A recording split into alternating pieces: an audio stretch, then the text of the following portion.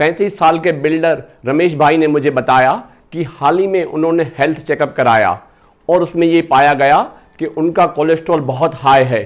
ये देखकर रमेश भाई और उसकी बीवी सिमरन बहुत घबरा जाते हैं। उनके लिए पूरी जैसे ज़िंदगी बदल गई, जैसे उनको कल ही हार्ट अटैक या लकवा होने वाला है, इतना ज़्यादा घबरा जाते हैं। वो दोनों बैठकर कुछ प्रश्न बनाते हैं और उन प्रश्नों का जवाब लेने के लिए वो मेरे क्लिनिक पे आते हैं। कि हार्ट अटैक के केसेस बढ़ते जा रहे हैं। 3% reduction in heart attacks. We have always linked high cholesterol with heart conditions, but now there's proof it can also affect how our brains work. High cholesterol आज के समय में काफी अहम समस्या है और कई लोगों में ये जो समस्या है वो देखी जा रही है। नमस्कार दोस्तों, मैं हूं डॉक्टर जयंती गुरुमुखानी। आज हम बात करने वाले हैं कोलेस्ट्रॉल के बारे में और इस वीडियो में मैं रमेश भाई और उनकी पत्नी सिमरन जी के प्रश्नों का उत्तर दूंगा। तो अगर आपका कोलेस्ट्रॉल हाई है या बॉर्डरलाइन हाई है या आप कोलेस्ट्रॉल के बारे में ज़्यादा जानना चाहते हैं तो आप मेरे साथ इस वीडियो में अंत तक ज़रूर बने रहना। तो बताइए सिमरन जी, आपका क्या प्रश्न है? डॉक्टर साहब, ये कोलेस्ट्रॉल है क्या? इसका हमारी बॉडी में क्या काम है? कोलेस्ट्रॉल दरअसल एक वैक्सिंग सब्सटेंस है, मोम की तरह होता है। ये हमारे बॉडी के हर सेल्स, हर ऑर्गन में पाया जाता है। हमारे बॉडी का करीबन 80% कोलेस्ट्रॉल हमारी लीवर पैदा करती है और बाकी जो हम लेते हैं वो करीब 20% होता है। ये कोलेस्ट्रॉल हमारी बॉडी के लिए बहुत ज़रूरी होता है।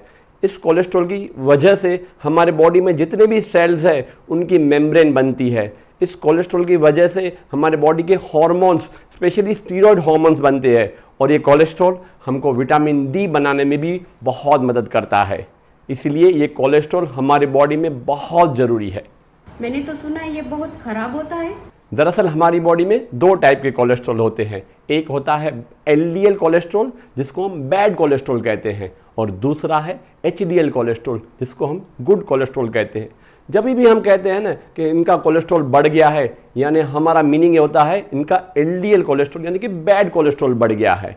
अब ये बैड कोलेस्ट्रॉल करता क्या है? ये जो बैड कोलेस्ट्रॉल, जो एक्स्ट्रा कोलेस्ट्रॉल हमारी बॉडी में होता है वो बॉडी की आर्टरीज में जाके उधर चिपक जाता है और उस आर्टरीज को नैरो कर देता है। मान लो हमारी हार्ट की जो आर्टरीज है जो हार्ट को ब्लड सप्लाई करती है वो अगर नैरो हो जाती है तो यानी हार्ट में खून कम फिरता है। उससे क्या होता है, जब आप चलते हो तो आपको छाती में दर्द होता है यानी आपको अंजाइना होता है। अगर ये आर्टरीज और ज़्यादा ब्लॉक हो जाती है तो आपको हार्ट अटैक की संभावना रहती है। उसी तरह जब ब्रेन में जो आर्टरी खून ले जाती है जब वो ब्लॉक हो जाती है तो इंसान को लकवा होता है, यानी कि उनका एक हाथ पांव बंद हो जाता है, मुंह टेढ़ा हो जाता है, बोलने में दिक्कत होती है और चलने का जो बैलेंस है वो भी बिगड़ जाता है। उसी तरह जब पाँव की नलियाँ वो ब्लॉक हो जाती है तो पाँव में गैंग्रीन होता है और चलते समय पाँव में दर्द भी होता है। और जो गुड कोलेस्ट्रॉल है उसका काम क्या है? बॉडी में जो बैड कोलेस्ट्रॉल जो फैला हुआ है उन सब बैड कोलेस्ट्रॉल को लीवर तक ले आना और बॉडी से जो बैड कोलेस्ट्रॉल है उसको कम करना। यानी अगर आपकी बॉडी में गुड कोलेस्ट्रॉल ज़्यादा है तो आपका बैड कोलेस्ट्रॉल कम होता है। तो ये हमारे लिए बहुत ज़रूरी है कि हमारी बॉडी में गुड कोलेस्ट्रॉल ज़्यादा हो और बैड कोलेस्ट्रॉल कम हो। डॉक्टर साहब, क्या खाने से कोलेस्ट्रॉल कम होता है और क्या खाने से कोलेस्ट्रॉल बढ़ता है? 4 चीज़ें आपको बिल्कुल नहीं लेनी चाहिए। उनमें सबसे पहला है रेड मीट, दूसरा है तली हुई चीज़ें यानी कि आपको फ्रेंच फ्राइज़, चीज़ डिप्स, समोसा, कचौरी, कटलेस, बटाका वड़ा ये बिल्कुल नहीं लेना चाहिए। तीसरा है प्रोसेस्ड मीट्स, आपको बिल्कुल नहीं लेना चाहिए। और चौथा है बेकरी आइटम्स यानी कुकीज़, केक, पेस्ट्री, आपको बिल्कुल नहीं लेना चाहिए। आपको वाइट राइस और मैदा नहीं लेना चाहिए। चिकन जहाँ तक हो सके नहीं लेना चाहिए या महीने में 1 आध बार लेना चाहिए। फ़िश आप हफ्ते में 1 या 2 बार ले सकते हो क्योंकि फ़िश में ओमेगा 3 फैटी एसिड्स होता है जो हमारे बॉडी के लिए बहुत, हार्ट के लिए बहुत अच्छा होता है। इसके अलावा कुछ घरेलू चीज़ें जो हमारे गुड कोलेस्ट्रॉल को बढ़ाती है और बैड को कम करती है उनमें से सबसे इम्पोर्टेंट है लहसुन यानी गार्लिक, उसके बाद आता है ओट्स, उसके बाद नींबू, आंवला, इसबगुल, एवोकाडो, बादाम, अखरोट और मूंगफली। कोरिएंडर और ग्रीन टी भी बहुत अच्छा है। अगर आप मिल्क लेते हो तो उसकी मलाई निकाल देनी चाहिए। पनीर आप ज़रूर ले सकते हो और दही ये तो आप अनलिमिटेड आप ले सकते हो। जो आपको ऑयल्स लेने हैं वो कम मात्रा में लेने हैं, और जितने भी ऑयल्स आप घर में यूज़ करते हैं उसको बार बार चेंज करना चाहिए, चाहे वो ग्राउंडनट ऑयल हो, तो सनफ्लावर ऑयल हो, या कोई और ऑयल जो आपको पसंद है यूज़ करते हो, लेकिन चेंज करना चाहिए और उसकी मात्रा कम होनी चाहिए। जो ज़्यादा लेना चाहिए वो है आपको green leafy vegetables, fruits and salads. Doctor साहब, मेरे पति को एक्सरसाइज करना बिल्कुल पसंद नहीं है और मैंने सुना है एक्सरसाइज कोलेस्ट्रॉल को कम करने में मदद करता है, क्या ये सच है? आपने बिल्कुल सही सुना है। एक्सरसाइज का उतना ही इम्पोर्टेंस है जितना कि डाइट का, और एक्सरसाइज आप चाहे थोड़ी भी करो तो भी आपको फ़ायदा होता है। और ये एक्सरसाइज न सिर्फ आपके कोलेस्ट्रॉल को कम करता है बल्कि आपकी हार्ट और ब्रेन के हेल्थ के लिए बहुत अच्छा होता है। और इन एक्सरसाइज करने से आपका जो गुड कोलेस्ट्रॉल है वो बढ़ जाता है और बैड कोलेस्ट्रॉल कम हो जाता है। तो मैं आपको कुछ 5 एक्सरसाइज सजेस्ट करता हूँ, जो भी आपको पसंद है वो आप कर सकते हैं। तो सबसे मेन एक्सरसाइज है वो है रनिंग या जॉगिंग। रनिंग और जॉगिंग मॉडरेट इंटेंसिटी, आपको बहुत ज़्यादा तेज़ नहीं भागना है, मॉडरेट इंटेंसिटी से आपको भागना है, धीमी और मीडियम स्पीड से आपको भागना है, लेकिन आधा या पौना घंटे तक अगर आप जॉग या एक्सरसाइज कर सकते हैं, रन कर सकते हैं, तो ये बहुत अच्छा है। अगर आपको दौड़ना पसंद नहीं है, जॉगिंग पसंद नहीं है, तो दूसरा विकल्प है ब्रिस्क वॉकिंग, यानी आप जल्दी चलें। इसमें मेन इम्पोर्टेंट ये है आप कितनी कैलोरी बर्न करते हैं। तो अगर आप 45 मिनट्स तक अगर आप ब्रिस्क वॉक करते हैं तो ये बहुत अच्छा है, 30 मिनट्स भी चल जाता है, लेकिन आपको ब्रिस्क वॉक ज़रूर करना चाहिए अगर आपको जॉगिंग या रनिंग पसंद नहीं है तो। तीसरा इम्पोर्टेंट आता है वो है swimming. Swimming is the best exercise. अगर आपको कहीं पे भी बॉडी में पेन हो, जॉइंट्स पेन हो, और बॉडी के लिए टोटल जो एक्सरसाइज है वो है स्विमिंग। चौथा जो मैं सजेस्ट करता हूँ वो है साइकिलिंग। इवन आपको हिप पेन और नी पेन भी है ना, तो भी आपके लिए साइकिलिंग बहुत अच्छी है, और साइकिलिंग से बहुत ज़्यादा कैलोरीज बर्न होती है। अल्टीमेटली हमें कैलोरीज बर्न करना है। और आखिरी जो मेरी फेवरेट है वो है योगा।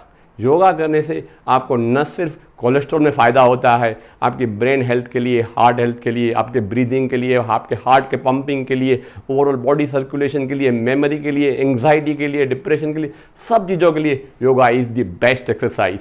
लेकिन मैं ये नहीं कहूँगा आपको योगा ही करना चाहिए, इनमें से जो भी आपको पसंद हो, 30 to 45 minutes per day, 5 to 6 days per week, अगर आप इतना करते हैं तो आपको बहुत फ़ायदा होगा। डॉक्टर साहब, ये कोलेस्ट्रॉल का रिपोर्ट पढ़ा कैसे जाता है? यानी आप डॉक्टर बनना चाहते हैं, है ना? नहीं, मैं तो थोड़ा बहुत ऊपर से ही जानना चाहती हूँ। किसी भी इंसान को अगर कोलेस्ट्रॉल की रिपोर्ट कराते हैं तो वो हमेशा फास्टिंग कराना चाहिए। यानी रात को आप 10 बजे मान लो आप खाना बंद कर देते हैं, तो सुबह आप 8 बजे वो रिपोर्ट करा सकते हैं। 10 से 12 घंटे का फास्टिंग लगता है। मॉर्निंग में कोई चाय या नाश्ता नहीं करना चाहिए, भूखे पेट आपको रिपोर्ट देना है। पानी ज़रूर पी सकते हैं। इस कोलेस्ट्रॉल की रिपोर्ट में हमारी लैंग्वेज में इसको फास्टिंग लिपिड प्रोफाइल कहा जाता है। इस कोलेस्ट्रॉल की रिपोर्ट में 5 चीज़ें बताई जाती है। एक है टोटल कोलेस्ट्रॉल, दूसरा है LDL कोलेस्ट्रॉल, तीसरा है HDL कोलेस्ट्रॉल, चौथा है VLDL कोलेस्ट्रॉल, और 5वां है ट्राइग्लिसराइड्स। इन सब की नॉर्मल वैल्यूज़ साइड में दी हुई होती है रिपोर्ट की, तो इसलिए आपको उनकी नॉर्मल रिपोर्ट्स याद रखने की ज़रूरत नहीं है। अगर आप हेल्दी है, अगर आपके बॉडी में कोई भी बीमारी नहीं है, तो आप सीधा दे सकते हैं कि आपका जो कोलेस्ट्रॉल का रिपोर्ट है वो नॉर्मल है उस वैल्यू के हिसाब से, यानी आपको कोई चिंता करने की ज़रूरत नहीं है।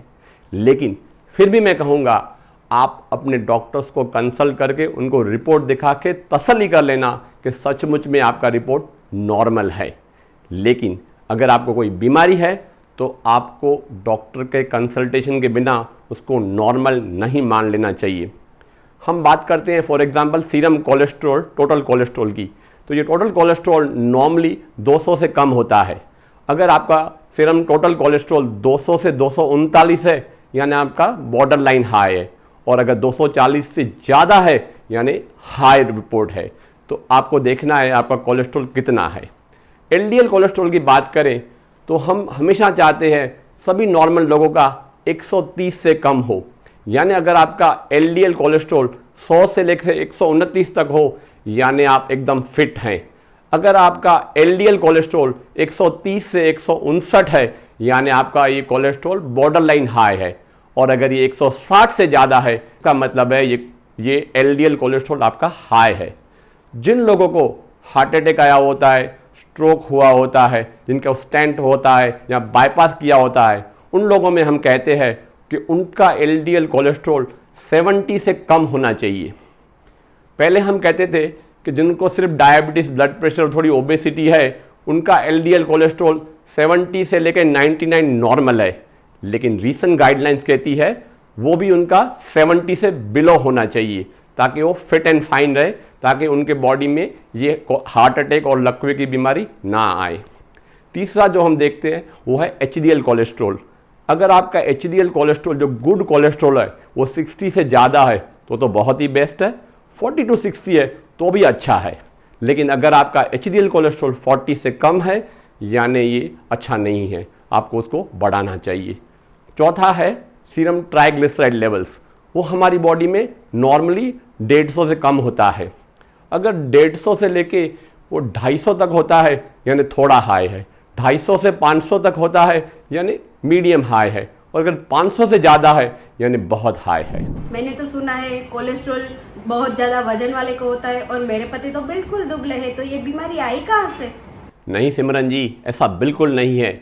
जो मोटे होते हैं, जो एक्सरसाइज नहीं करते हैं, उनका कोलेस्ट्रॉल हाई होने की पॉसिबिलिटी ज़रूर रहती है, लेकिन इसका मतलब ये नहीं है कि अगर आप पतले हैं तो आपका कोलेस्ट्रॉल हाई नहीं हो सकता है। आपका कोलेस्ट्रॉल चाहे कितनी भी एक्सरसाइज करते हैं, कितना भी आप डाइट में ध्यान देते हैं, कितना भी आपने वेट रिड्यूस किया है, कितने भी पतले हैं, आपका कोलेस्ट्रॉल हाई हो सकता है। इसलिए आपको समय समय पे जैसे गाइडलाइंस है उसके हिसाब से आपको कोलेस्ट्रॉल का रिपोर्ट कराना ही चाहिए। डॉक्टर साहब, क्या हम ये कोलेस्ट्रॉल की बीमारी को रोक नहीं सकते हैं? जरूर रोका जा सकता है। अगर आपका वज़न ज़्यादा है, आप कम करते हो तो आपका कोलेस्ट्रॉल नॉर्मल हो सकता है। अगर आप एक्सरसाइज नहीं करते थे और एक्सरसाइज शुरू कर देते हो तो भी आपका कोलेस्ट्रॉल कम होता है। अगर आप टोबैको या स्मोकिंग करते हैं, वो बंद करते हैं, तो भी आपका कोलेस्ट्रॉल कम होता है। डायबिटीज़, ब्लड प्रेशर या थायराइड की बीमारी हो, वो आप डॉक्टर को कंसल्ट करके उनको कंट्रोल में रखते हो तो भी आपका कोलेस्ट्रॉल कंट्रोल में आ सकता है। तम्बाकू तो मैं उनसे यूँ छुड़ा लूँगी और देखती हूँ एक्सरसाइज कैसे नहीं करते हैं। डॉक्टर साहब, मैंने तो सुना है ये कि कोलेस्ट्रॉल की बीमारी बुढ़ापे में आती है और मेरे पति की तो उम्र केवल 35 साल है। ना जाने क्यों ऐसा लगता है कि ये रिपोर्ट करवा के हमने कोई मुसीबत मोल ले ली है। देखिए सिमरन जी, आपके पति 35 के हैं, उनको कोई सिम्टम्स नहीं है, लेकिन उनका कोलेस्ट्रॉल हाई पाया गया। ज़्यादातर लोग जिनका कोलेस्ट्रॉल हाई होता है उनको कोई भी सिम्टम्स नहीं होते हैं। कुछ 1% से भी कम लोग होते हैं जिनको कुछ साइंस नज़र आते हैं। वो आँखों के ऊपर एक पीला जैसा नज़र आता है जिसको हम ज़ेंथिलीस्मा कहते हैं। बाकी कोई भी सिम्टम साइन पेशेंट को नहीं होता है। डायरेक्टली पेशेंट हमारे पास कॉम्प्लिकेशन के साथ आते हैं, और ये कॉम्प्लिकेशंस क्या होता है? हार्ट अटैक या लकवा। अगर आपके पति इस स्टेज पे आए उससे बेटर है हम जब वो सिम्टम्स नहीं है उस स्टेज पे उन्होंने रिपोर्ट कराया, ये तो मैं कहूँगा आपके लिए बहुत अच्छी बात है। सिमरन जी, यूँ भी मेडिकल साइंस का रिकमेंडेशन है कि अगर आपकी उम्र 40 या 45 से ज़्यादा है तो आपको कम से कम एक बार फास्टिंग लिपिड प्रोफाइल ज़रूर कराना चाहिए, और ये रिपोर्ट हर 2 या 3 साल में फिर से कराना चाहिए। अगर आपकी उम्र 65 से ज़्यादा है तो आपको सालाना ये रिपोर्ट करानी चाहिए। सवाल ये है, अगर किसी की उम्र 40 से कम है तो क्या उनको लिपिड प्रोफाइल का रिपोर्ट कराना चाहिए? जी हाँ, उनमें से कुछ सिलेक्टेड लोग हैं जिसमें ये ज़रूर कराना चाहिए, यानी कि जिनको ब्लड प्रेशर की बीमारी हो, जिनको हार्ट अटैक आया हो, जिनको पहले कभी लकवा हुआ हो, जो ओबीस है, जो एक्सरसाइज नहीं करते, जो बाहर का बहुत ज़्यादा खाना खाते हैं, पिज़्ज़ा और पास्ता, और या फिर किसी को फैमिली हिस्ट्री होती है हाई कोलेस्ट्रॉल की, तो ऐसे लोगों को 40 से कम उम्र हो तो भी उनको फास्टिंग लिपिड प्रोफाइल कराना चाहिए। अगर ये रिपोर्ट एबनॉर्मल आता है तो आपके डॉक्टर आपको गाइड करेंगे कि दोबारा ये रिपोर्ट फिर कब कराएंगे और आपको लाइफस्टाइल मेजर्स, एक्सरसाइज, फूड, उसमें क्या ध्यान देना है। क्या आप मेरे पति को इस स्टेज पर टैबलेट शुरू करने की सलाह देंगे? मेडिकल साइंस के हिसाब से हम जिन पेशेंट्स को कोलेस्ट्रॉल के टैबलेट्स देते हैं वो इस तरह से है। नंबर 1, जिनको पहले कभी हार्ट अटैक आया हो, जिनको स्ट्रोक हुआ हो या पेरिफेरल वास्कुलर डिजीज़ हो या स्टेंट हो या बाईपास किया हो, ऐसे हर मरीज़ को हमेशा के लिए कोलेस्ट्रॉल की दवाई लेनी चाहिए। दूसरा, अगर जिनका LDL कोलेस्ट्रॉल 190 से हाई हो, ऐसे मरीज़ को हम डायरेक्टली कोलेस्ट्रॉल की टैबलेट शुरू करते हैं। और तीसरा, जिनकी उम्र 40 से ज़्यादा हो, डायबिटीज़ हो और उनका LDL कोलेस्ट्रॉल 70 से ज़्यादा हो, ऐसे मरीज़ को हम डायरेक्टली कोलेस्ट्रॉल की टैबलेट शुरू करते हैं। अन्यथा बाकी पेशेंट्स में हम पहले डाइट और एक्सरसाइज ये करने के लिए सलाह देते हैं और 3 महीने के बाद हम ये रिपोर्ट्स रिपीट कराते हैं। 3 महीने के बाद अगर ये रिपोर्ट्स फिर भी एबनॉर्मल रहते हैं तो ऐसे मरीज़ों में हम कोलेस्ट्रॉल की टैबलेट शुरू करते हैं। आपके पति में कोलेस्ट्रॉल जो टोटल कोलेस्ट्रॉल है वो 230 है, थोड़ा हाई है। LDL कोलेस्ट्रॉल है वो 140 है, वो भी थोड़ा हाई है। HDL कोलेस्ट्रॉल 36 है, थोड़ा लो है। तो एबनॉर्मल ज़रूर है, लेकिन मेरा मन कहता है अगर वो शिद्दत से एक्सरसाइज करेंगे और खाने की परहेज़ रखेंगे तो 3 महीने के बाद उनका रिपोर्ट अच्छा हो जाएगा। यानी 3 महीने बाद अगर मेरे पति का कोलेस्ट्रॉल हाई रहा तो आप हमको टेबलेट लेने की सलाह देंगे? बिल्कुल शुरू करनी चाहिए। 3 महीने के एक्सरसाइज और डाइट प्लान के बाद भी अगर आपका कोलेस्ट्रॉल हाई रहता है तो हम स्टैटिन नाम की दवाई शुरू करते हैं। 2 सबसे ज़्यादा फेमस स्टैटिन है, एटोरवास्टैटिन और रोजुवास्टैटिन। दोनों में से कोई एक हम शुरू करते हैं। कुछ पेशेंट्स का अगर ट्राइग्लिसराइड भी हाई हो तो उनको फिब्रेट्स भी हम देते हैं। तो ये टैबलेट्स आपको फिर लाइफ लॉन्ग लेनी चाहिए। अगर आप दवाई शुरू करते हैं तो उसके बाद उनको खाने की और एक्सरसाइज करने की तो परहेज नहीं करनी पड़ेगी ना? कैसी बातें कर रहे हो सिमरन जी, ये डायबिटीज़ की तरह है। किसी आदमी को अगर डायबिटीज़ हो, अगर उनकी टैबलेट शुरू की जाती है, इसका मतलब ये नहीं है कि वो शुगर लेता रहे। ये बिल्कुल डायबिटीज़ की तरह है। आपको जितना इम्पोर्टेंस डाइट और एक्सरसाइज का है उतना ही टैबलेट्स का है, दोनों साथ साथ में जाते हैं। और दूसरा फ़ायदा क्या होता है बताए, अगर आप डाइट और एक्सरसाइज करते हैं तो आपकी टैबलेट की जो रिक्वायरमेंट है वो कम रहती है। मान लो किसी मरीज़ को एटोरवास्टैटिन 80 मिलीग्राम चाहिए, तो अगर वो पूरा शिद्दत से डाइट और एक्सरसाइज पे ध्यान देते हैं तो हो सकता है उनकी रिक्वायरमेंट 40 मिलीग्राम, 20 मिलीग्राम या 10 मिलीग्राम ही हो। उससे फ़ायदा ये होता है कि इन दवाइयों से समझो कभी साइड इफ़ेक्ट होने वाली हो तो आपके केस में ना हो।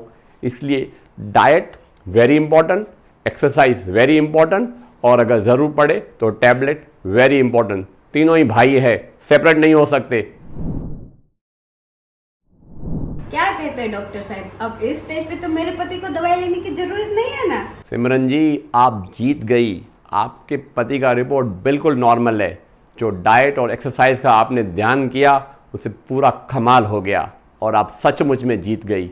लेकिन मैं आपको एक बात बताऊंगा, ये डाइट और एक्सरसाइज का प्लान आपको जारी रखना है, ना कि आप 3 महीने के लिए करें और फिर बंद कर दें और साल भर के बाद फिर से आएँ हाई कोलेस्ट्रॉल लेके। ध्यान पूरी ज़िंदगी पूरा रखना है, ठीक है? तो दोस्तों, सिमरन जी ने तो अपने पति का कोलेस्ट्रॉल ठीक कर दिया है, अब आपकी बारी है। दोस्तों, अगर आपको ये मेरा वीडियो पसंद आया है तो इसको शेयर और लाइक ज़रूर करना, क्योंकि हमें हिंदुस्तान में बहुत सारे हमारे भाई बहन हैं, उनको ये मैसेज देना है कि हम कोलेस्ट्रॉल कम कर सकते हैं और हम लकवा और हार्ट अटैक के इंसिडेंट्स को बहुत कम कर सकते हैं। Thank you.